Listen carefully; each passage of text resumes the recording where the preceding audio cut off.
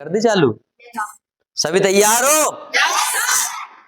तो स्वागत है दोस्तों आप सभी का हमारे चैनल में अनंत कोचिंग क्लासेस में। आज मैं आपको पढ़ाऊंगा 10th क्लास का चैप्टर 1 अध्याय 1 जिसका नाम है बच्चों वास्तविक संख्याएं। अध्याय बोलो एक। नाम क्या है? एक बार और रिपीट करो। वास्तविक संख्याएं। क्या है? क्या होती है वास्तविक संख्या बच्चों? क्या होती है वास्तविक संख्या? इससे पहले मैं आपको बता दूं वास्तविक संख्याओं को समझने से पहले कि संख्याएं क्या होती है। तो बेटा आप सभी ने पढ़ा होगा सबसे पहले प्राकृतिक संख्या। कौन सी संख्या? कौन सी संख्या है बेटा? अब ये क्या होती है प्राकृतिक संख्याएं? ये होती है गिनती की संख्याएं। कौन सी संख्याएं? बोलो, गिनती की संख्याओं को हम प्राकृतिक संख्याएं कहते हैं।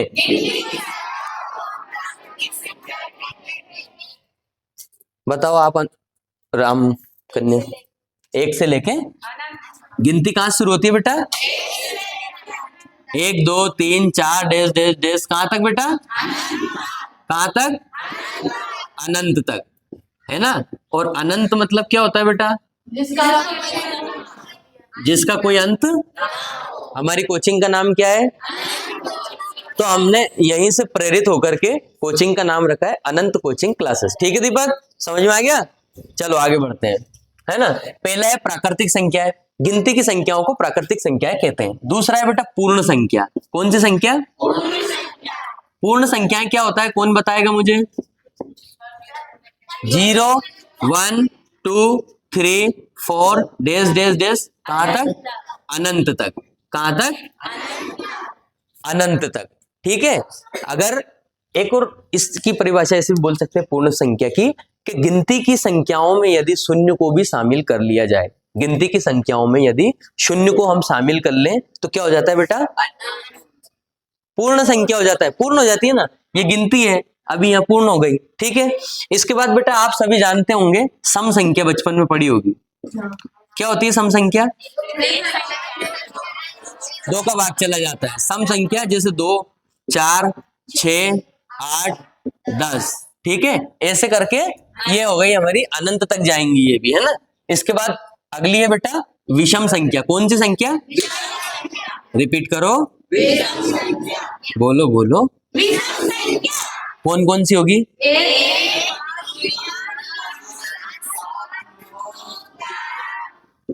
अनंत तक जाएंगी ये भी। आगे समझ में। अब सर आप जल्दी से हमें बता दो कि एक कैसी संख्या है? एक कैसी संख्या बेटा? एक देखना, एक कैसी है? एक है प्राकृतिक संख्या, एक है पूर्ण संख्या, एक है विषम संख्या, लेकिन एक सम संख्या नहीं है। 0 कैसी संख्या है बेटा? तो 0 कैसी संख्या है? पूर्ण संख्या। 0 ना तो सम संख्या है, ना विषम संख्या है, और ना ही प्राकृतिक संख्या है। 0 केवल पूर्ण संख्या है। Is that clear? Okay. 5th वाला हम पढ़ेंगे बेटा पूर्णांक। क्या पढ़ेंगे बेटा? हिंदी आप पढ़ते हो? हिंदी में बेटा पूर्णांक का संधि विच्छेद करेंगे तो पूर्ण धन अंक। जो अंक पूरा हो उसे पूर्णांक कहते हैं। जो अंक पूरा हो उसे क्या कहते हैं? ओके। पूरे अंक कैसे रहते हैं बेटा? जैसे आपने बचपन में पढ़ा होगा 9वीं 8वीं 7वीं, एक संख्या रेखा रहती है। कौन सी रेखा रहती है? उस पे यहाँ बीचों बीच कौन रहता है? 0। 0 भी पूर्णांक संख्या है, लेकिन ये ना तो धनात्मक है और ना ही ऋणात्मक है। अब 0 के इधर जाएंगे तो बेटा बढ़ेगा 1 2 3 4। कहां तक जाएगा बेटा? इधर बढ़ेंगे तो -1 -2 -3 -4। कहां तक जाएगा? क्या समझ में आया बच्चों? इसका मतलब समझ में आया कि 0 से लेके अनंत तक धनात्मक दिशा में तथा 0 से लेके अनंत तक ऋणात्मक दिशा में जितनी भी संख्याएं पाई जाती है संख्या रेखा पर, पूर्णांक पूर्णांक कहलाती है। 0 भी पूर्णांक है, 1 2 3 4 5 पूर्णांक है, -1 2 3 4 -1 -2 -3 -4 पूर्णांक है। समझ में आया? सर जल्दी बताइए कि 0 पूर्ण संख्या भी है क्या? हाँ, 0 पूर्ण संख्या भी है। सर हमें बता दिए 0 प्राकृतिक संख्या है क्या? नहीं है। सर 0 सम संख्या है क्या? नहीं है। अब बेटा जल्दी से हम पॉइंट पे आ जाते हैं कि परिमेय संख्या क्या है। अगली संख्या क्या है? परिमेय संख्या क्या होती है भैया? तो परिमेय संख्या होती है बेटा जो p बटे q के रूप में होती है। किस रूप में होती है?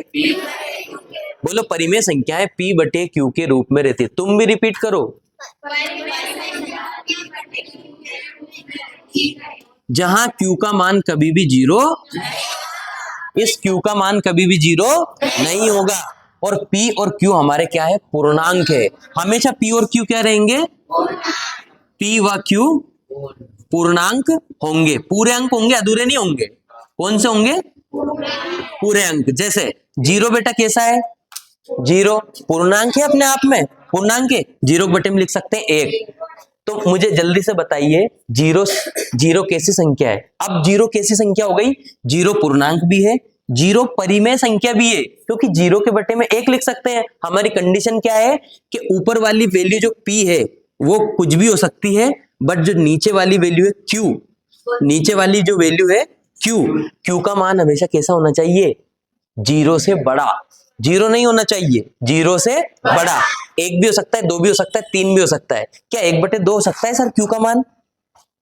नहीं हो सकता, क्योंकि एक बटे दो पूर्णांक नहीं है। हाँ, एक बटे दो पूरी अगर लिखी है तुमने, तो एक बटे दो कैसी संख्या है? परिमेय संख्या। चार बटे पांच कैसी संख्या है? सात बटे आठ कैसी संख्या है? एक कैसी संख्या है? परिमेय। क्योंकि एक के नीचे हम क्या लिख सकते हैं? एक के नीचे लिख सकते हैं एक। एक के नीचे जीरो हम नहीं लिख सकते, है ना। दो के नीचे लिख सकते हैं एक, हाँ लिख सकते हैं। तो भैया एक, दो, जीरो, एक बटे दो, चार बटे पांच, सात बटे आठ, ये सभी कैसी संख्याएं हैं? अब बात आती है सेवंथ नंबर की, हमारी अपरिमेय संख्याएं। इसकी बहन है, कौन है? अपरिमेय संख्या किसकी बहन है? सर जल्दी से बताइए, अपरिमेय संख्या क्या होती है? अपरिमेय संख्या होती है बेटा, ये रूट वाली संख्या रहती है, रूट दो, इसको हम बाहर नहीं निकाल सकते, इस रूट से बाहर नहीं निकाल सकते। रूट तीन, रूट चार परिमेय संख्या है कि अपरिमेय संख्या है बेटा? मैं पहले भी बता चुका हूं, रूट चार कैसी संख्या है? कैसे सर? इस रूट चार को हम, इस रूट चार को रूट दो इंटू रूट दो भी लिख सकते हैं। और जब दो कच्चे कच्चे रूट दो हो तो उसको पक्का दो लिख सकते हैं। हमें नियम याद है, जब दो कच्ची कच्ची संख्याएं हो, एक जैसी हो, जैसे मैंने लिख दिया रूट नौ, तो रूट नौ को रूट तीन इंटू रूट तीन लिख सकते हैं। लिख सकते हैं बेटा? तीन तीन हो, कच्चा कच्चा पक्का। रूट 16 को क्या लिख सकता हूं मैं? रूट चार इंटू रूट चार, और रूट चार इंटू रूट चार होगा चार। तो कच्चा कच्चा मिलके पक्का, सीधी बात। ठीक है, समझ में आया? ओके, आगे बढ़ते हैं। तो रूट चार बेटा कौन सी संख्या होगी? परिमेय। अपरिमेय नहीं होगी। और रूट पांच अपरिमेय, रूट छह अपरिमेय, रूट सात अपरिमेय, रूट आठ अपरिमेय, रूट नौ परिमेय, रूट 10 अपरिमेय। और एक और हमारे आर्यभट्ट महोदय थे, गणितज्ञ थे, भारतीय विद्वान, उन्होंने पाई की खोज करी थी बेटा। और पाई का मान रहता है 22 बटे रहता है। तो ये पाई का मान भी क्या है? अपरिमेय संख्याएं हैं। कैसा है? पाई भी अपरिमेय संख्या है। आपके प्रश्न पूछ लिया, क्या पाई अपरिमेय संख्या है? सत्य असत्य? यस, पाई अपरिमेय संख्या है। और उसने बोल दिया पाई, क्या पाई परिमेय संख्या है? असत्य। Good, very good. उसने पूछ लिया क्या शून्य एक परिमेय संख्या है? क्या बोलोगे? क्या लिखोगे? यस, हाँ शून्य एक परिमेय संख्या है ना। शून्य एक परिमेय संख्या। शून्य क्या क्या है बेटा? तो देखो, शून्य पूर्णांक भी है। देखो जल्दी से, शून्य क्या है? पूर्ण संख्या भी है, पूर्ण संख्या। और शून्य पूर्णांक भी है, और शून्य परिमेय संख्या भी है। तो शून्य ये हो सकती है। ठीक है, शून्य ये हो सकती है। इसके बाद एक क्या है बेटा? एक हमारी प्राकृतिक संख्या है, एक पूर्ण संख्या है, सम संख्या नहीं है। एक विषम संख्या है, एक पूर्णांक है, और एक परिमेय संख्या भी हो सकती है, लेकिन एक अपरिमेय संख्या नहीं होगी। सभी को ये चीज क्लियर हो गई? ठीक है, आगे बढ़ते हैं। ये चीजें क्लियर हो गई ना। अब अगला है बेटा भाज्य संख्या। क्या है? भाज्य संख्या। 8वें नंबर का क्या है? सर बता दो जल्दी से, भाज्य संख्याएं क्या होती है? तो बेटा भाज्य संख्याएं वे संख्याएं होती है जिनमें स्वयं व एक के अतिरिक्त अन्य किसी संख्या से भी भाग चला जाता हो, है ना। जैसे मैं बोलूं भाज्य, तो दो, दो में दो किस पहाड़े में आता है? दो एक तो दो के में आता है, दो एक एक के में आता है, एक एक हम एक एक दून दो, तो ओनली दो ही पहाड़े में आ रहा है, तो दो भाज्य संख्या नहीं है। तीन किस पहाड़े में आता है? एक तो एक के में आता है, एक तीन के में आता है, इसलिए तीन हमारा भाज्य संख्या। चार किस पहाड़े में आता है? सर चार एक के में भी आता है, सर चार दो के में भी आता है, सर चार चार के में भी आता है, सर तीन में आ गया, मतलब चार क्या है सर? भाज्य संख्या है। चार क्या है? Very good. पांच बेटा अभाज्य। छह, छह किस किस पहाड़े में आता है? गुड। एक के में आता है, दो के में आता है, तीन के में आता है, छह के में आता है, बहुत सारी जगह आ रहा है, दो से ज्यादा जगह आ रहा है, मतलब छह भाज्य संख्या है ना। सात नहीं है, आठ, नौ, नौ है ना। क्यों? नौ एक के में आता है, नौ नौ के में आता है, नौ तीन के में आता है, बहुत सारे में आ रहा है। अब बेटा ये हो गई बात, ये भी बहुत सारी आगे तक रहती है। अगली संख्या है हमारी अभाज्य संख्या। कौन सी संख्या है? जल्दी बोलो। तो अभाज्य संख्याएं क्या होती है बेटा? अभी बताया था, वे संख्याएं जिनमें स्वयं व एक के अतिरिक्त तीसरी किसी संख्या से भाग जाता ही नहीं है। तीसरी किसी संख्या से भाग जाता ही नहीं है। एक तो स्वयं से जाएगा, दो में स्वयं से जा रहा है, और दो किस पहाड़े में आता है? एक के में भी आता है ना। दो एक के में भी आता है ना, एक एकम एक, एक दून दो, और दो एकम दो। बेटा तीन किस पहाड़े में आता है? एक के में भी आता है, और गुड। बेटा चार किस? चार तो इधर भाज्य हो गई सर। क्यों? क्योंकि चार एक में भी आता है, चार दो में भी आता है, चार चार के में भी आता है ना। इसके बाद पांच, सर जल्दी से बताओ पांच किस पहाड़े में आता है? एक के में भी आता है, और गुड। छह बेटा कैसी संख्या होगी? ये इधर लिख दी। सात, वेरी गुड। आठ, आठ भाज्य होगी। नौ भाज्य होगी। 10 भाज्य होगी। 11, क्योंकि 11 केवल 11 के पहाड़े में आता है, एक तो एक के में आएगा और एक 11 में आएगा। बेटा 12, 13, वेरी गुड, सीख गए। चलिए आज के लिए इतना ही है। ये चैनल, ये अब एक चीज और समझा देता हूँ। सर इतना ही कर दिया आपने, इतना ही बोल दिया आपने, ये तो बताया ही नहीं पाठ का नाम वास्तविक संख्याएं हैं। यहीं पे एंड करना चाहते हो? नहीं, आगे पढ़ेंगे।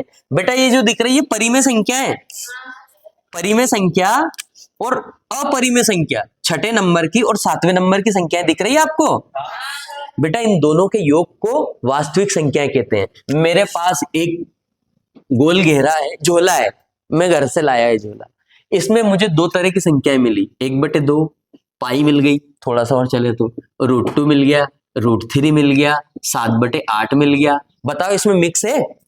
परिमेय संख्या भी है और अपरिमेय संख्याएं भी है, दोनों है। तो बेटा वास्तविक संख्याएं किसे कहते हैं? परिमेय संख्याएं तथा अपरिमेय संख्याएं दोनों के योग को वास्तविक संख्याएं कहते हैं। और गणित का 10वीं क्लास के विद्यार्थियों के लिए पहला चैप्टर है बेटा ये वास्तविक संख्याएं।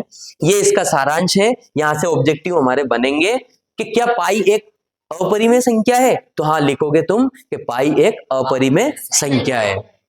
ठीक है, उसने पूछ लिया 0, 0, शून्य, ऐसे पूछेगा क्या शून्य परिमेय संख्या है?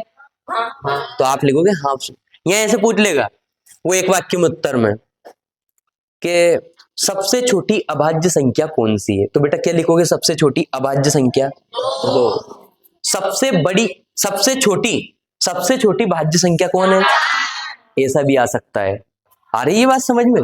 इससे पहले एमपी बोर्ड हुआ करता था, उसमें ऐसे क्वेश्चन नहीं आते थे, लेकिन अभी एमपी बोर्ड प्लस एनसीईआरटी आ गया है। पहले राज्य शिक्षा केंद्र की पुस्तकें चलती थी, अभी एनसीईआरटी की किताबें चल रही है ना, national council of educational and training centre, ये उसका फुल फॉर्म है। तो ये सारी हमारी बुक्स बनाता है और इसमें ये सारी चीजें हमें दे रखी है। ये बच्चों 9वीं वालों के लिए भी काम की चीजें हैं, 8वीं वालों के लिए भी काम की चीजें हैं, और 6ठी वालों के लिए, 7वीं वालों के लिए, सबके लिए काम की चीजें हैं, क्योंकि ये आना ही आना है। संख्याओं के बारे में हमें जानकारी होना चाहिए, क्योंकि संख्या हमारे दैनिक जीवन में काम आती है। भैया किराने की दुकान पे गए, 5 किलो शक्कर दे दो। कौन सा 5 काम आया?